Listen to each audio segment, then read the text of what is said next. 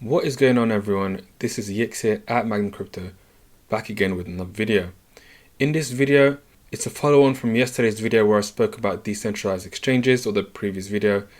In this one, I want to continue talking about it, but this time regarding Polkadot. So let's run the intro and get straight into it.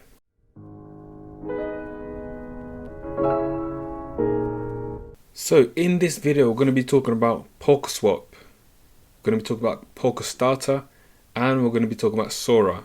So all related to the Polkadot ecosystem, but with a slight twist as well. Let's first start with Sora. So Sora, as you can see here, this is their website. It's one world, one economy. It's working to become the decentralized central bank for the world, financing the creation of new and exciting applications under the democratic supervision of the Sora Parliament.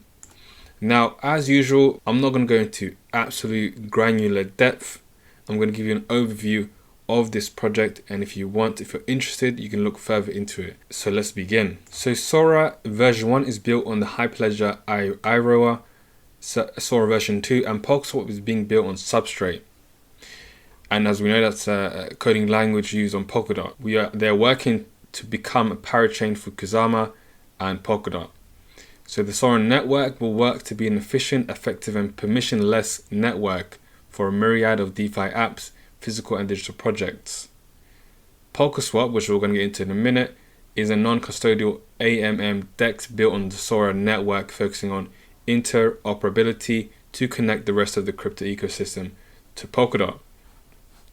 So a little extra description of what Sora is. It's a new ecosystem aimed at creating a supranational decentralized central bank with built-in tools for decentralized finance.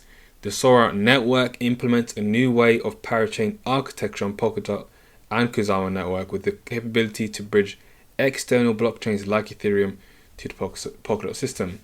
Now, I don't know about you guys, but my vocab is not extremely large, so I've got to look up things, hence why I looked up what does supranational actually mean. And this is having the power or influence that transcends national boundaries or governments. So we go back to what they're saying. As mentioned, this means it's not just locked into one blockchain, it's external blockchains as well.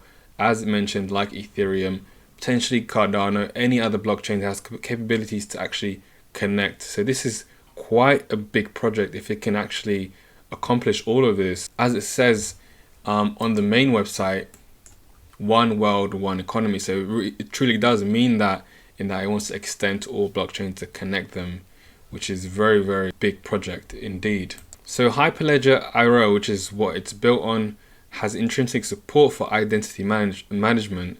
Each user in the system has a uniquely identified account with personal information, and each transaction is signed and associated with a certain user. So this makes Hyperledger Iroa perfect for various applications with KYC. So of course, if it wants to be the one world bank and connect all these blockchains and actually be an enterprise level grade blockchain, then of course it has to have good KYC. Otherwise, the corporations would never accept it and would never allow it to kind of run official applications on. So as mentioned, it's built on Hyperledger Iroa. Version 2 will be built on Substrate and is planned to become a Kusama and Polkadot parachain. The roadmap, this is the one thing, it hasn't gone very far yet. It's still in Q1 as these the keys instruct. The blue means in development, so a lot of it is still in development. Only a few are actually in design. So it's still got quite a way to go, but in this year of 2021 up to Q2, it's going to have implemented quite a lot and will be quite far ahead. So this year will be quite big for its development. So the next one, which is also very important and is more direct follow-up to yesterday's or the last video regarding decentralized exchanges, is Polkaswap, which is Polkadot's version of their DEX. Now the thing about this DEX is it's cross-chain, so it's not only for Polkadot, it's also for Ethereum. So one of the DeFi application, and this will run on the Sora network, is Polkaswap, non-custodial liquidity aggregator cross-chain AMM DEX, designed uniquely for the Polkadot ecosystem with boundless liquidity through one-of-a-kind aggregate liquidity technology with the security of a convenience of a DEX. So let's have a look at their roadmap. So the testnet has already been launched. Q1, they're expecting to launch Polkaswap V1 mainnet launch and the Ethereum bridge. As I said, this is a cross-chain DEX, so you can, obviously this is a massive advantage. It's going to benefit not only from Polkadot's more efficient blockchain, it can also bridge liquidity between the two and exchange tokens between the two. And also it's going to have a security audit. In Q2 later on this year, version 2 will be launched with more advanced features and a full technical roadmap will be launched. So this year will be another big year for Polkaswap as well. Last but not least, we have Polkastarter.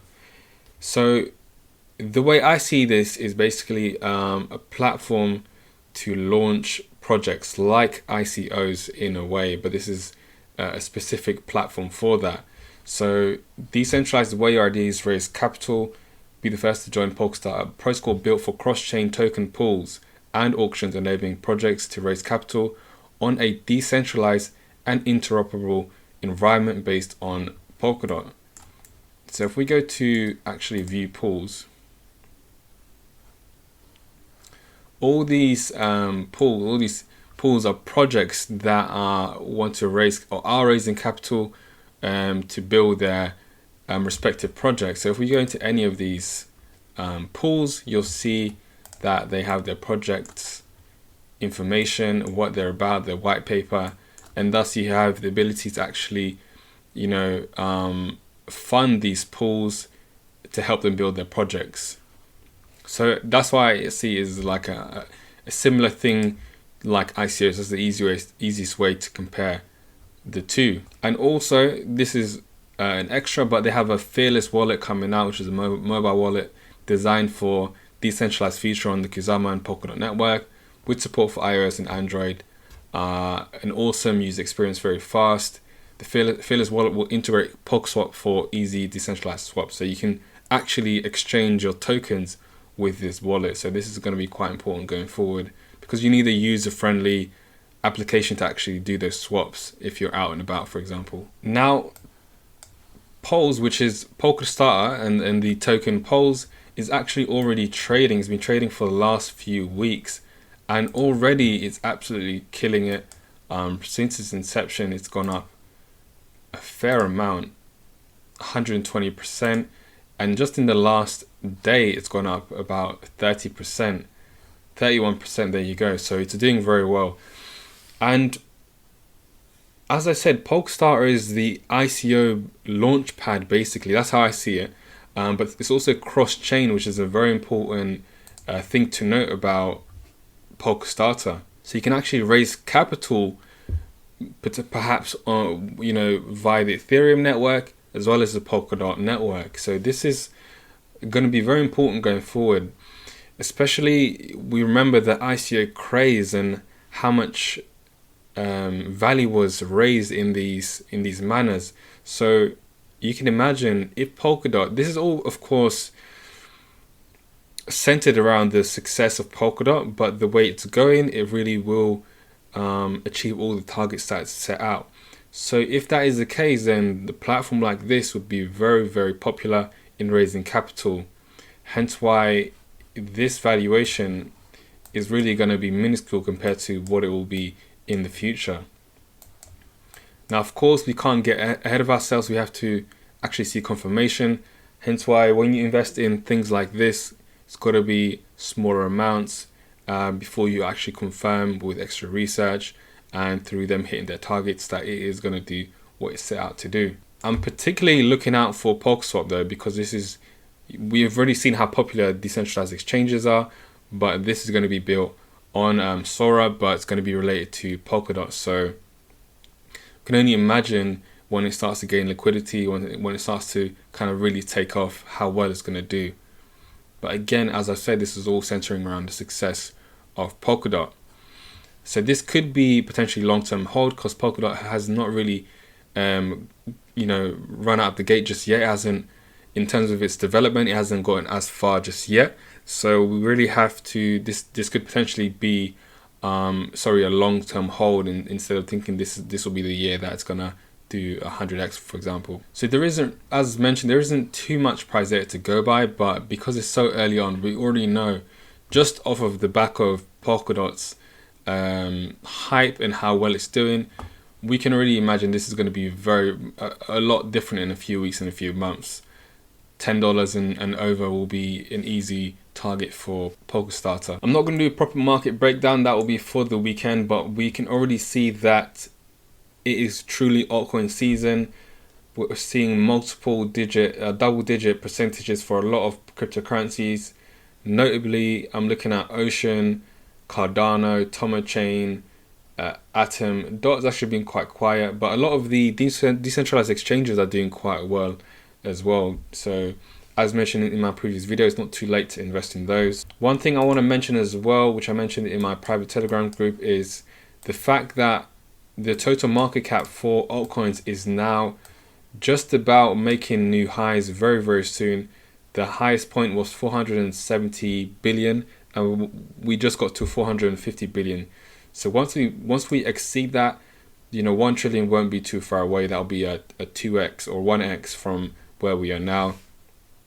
If you look at this whole structure as well, you can see it's a lovely rounding formation like a cup.